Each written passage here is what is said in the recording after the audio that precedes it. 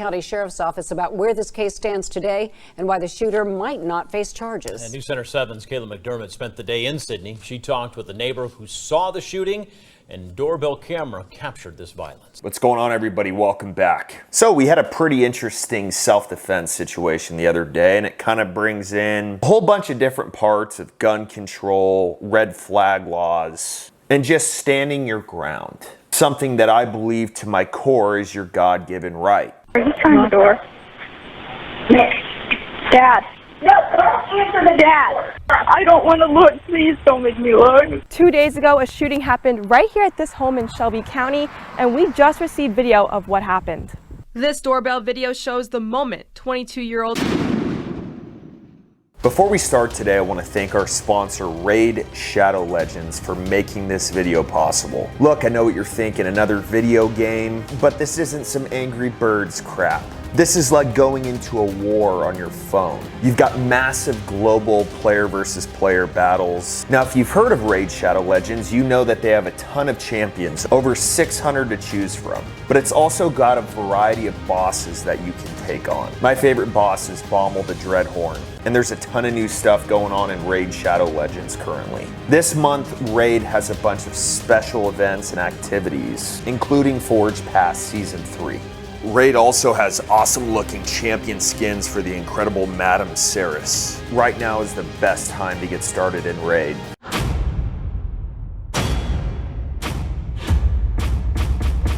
You got it.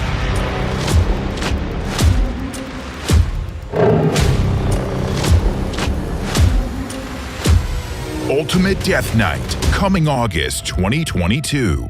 If you scan the QR code on the screen or click the link in the description, you'll get unique bonuses worth $30. We're talking a free epic champion to take on those bosses. And all of this treasure will be waiting here for you. So if you haven't downloaded this app already, get on there and enjoy Raid Shadow Legends. So most of us have an ex-girlfriend or an ex-boyfriend. A lot of the times the breakup's pretty tough. Maybe you're depressed for a little bit, maybe you go on a binger, whatever it may be. But where people get into trouble is when they just don't accept it. When they start stalking their ex, when they start harassing them, or when they show up to their house. And that's exactly the situation we have today. This 22-year-old man shows up at his ex-girlfriend's house, starts knocking on the door. This doorbell video shows the moment 22-year-old James Rail walks up the steps to his ex-girlfriend's home on Daughther Road in Sydney. Now look, man, if you're trying to win her back, at least go over there maybe in a collared shirt, some slacks, maybe a pair of jeans and some boots. I mean, he just looks like he's homeless at this point. Now here's the part that I just don't understand. Doorbell cameras are pretty common nowadays. I don't know when they came out. There's a whole bunch of different companies who have them, but they're pretty common. So when you walk up to someone's door, you usually can see it. It's not just for show. I guess some people might use them for show just to scare some people off, but a lot of people use them. But this guy decides to just say, screw it. He looks directly in the camera and continues on with what he's about to do. So this guy's ex-girlfriend is in the house, but her dad is there as well. And they will not open the door. So this guy decides to just try to let himself in. He starts banging on the door, then he starts actually trying to jam the door in. And the dad says, I have a gun.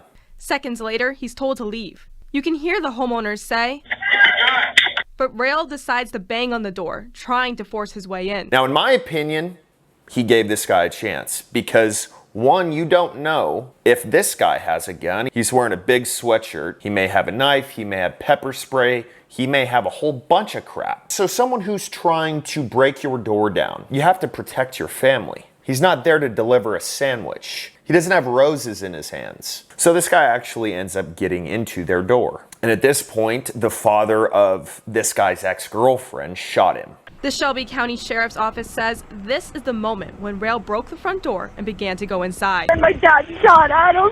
To immediately be hit with 3 bullets. So this kid ends up dying. And during this news story, there seems to be a lot of speculation behind, was it the right thing to do? Was it right to shoot this guy? And I've got my own opinion on it, and I'll say it in just a second, but listen to the neighbor. It sounds like this neighbor hates the dude who shot his daughter's ex-boyfriend. Just looking at the guy's hands, he didn't have any gun in his hands or anything. Hereford does not agree with the neighbors or the police report. So if I may, sir, one, if this is your daughter, I feel like you'd be talking differently. Two, just because you can't see a gun doesn't mean somebody doesn't have one. There's something called concealed carry. Three, the guy has a sweatshirt on, which means that he could have several different things hidden. He's trying to get the door open, so he's using his hands. Who knows if he's going to pull something out as soon as he gets in. So your argument as far as somebody breaking your door down, and just because he didn't have a gun in his hand means that he doesn't deserve to be shot, is crap. Now the other side to this is if you live in a stand your ground state, you can protect your castle. Meaning that if somebody is trying to break into it, trying to cause you harm, you can defend your place. So then this neighbor goes on to say that if this guy truly entered this house, why did the guy shoot through the door?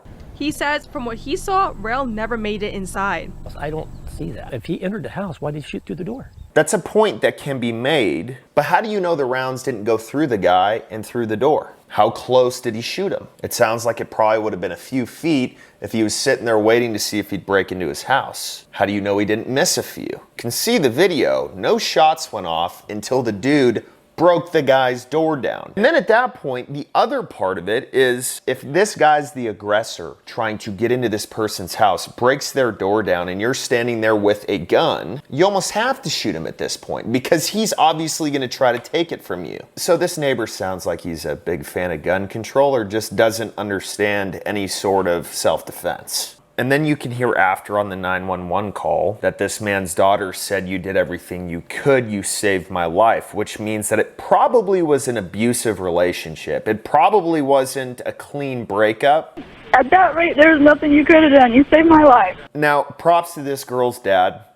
I would have done the same exact thing. But here's the other, and in my opinion, more important part of this. Because all of these red flag laws just passed through Congress, thanks to the Republicans who just cucked for Sleepy Joe. How much did he pay y'all? Did you guys just have an ice cream party and just tell stories about how you're gonna try to disarm law-abiding Americans? So with these red flag laws, people can't do this. If you care about your guns, if you care about your freedoms, and you either get broken up with or break up with someone, you can't show up at their house and just start banging on their door. Let it go.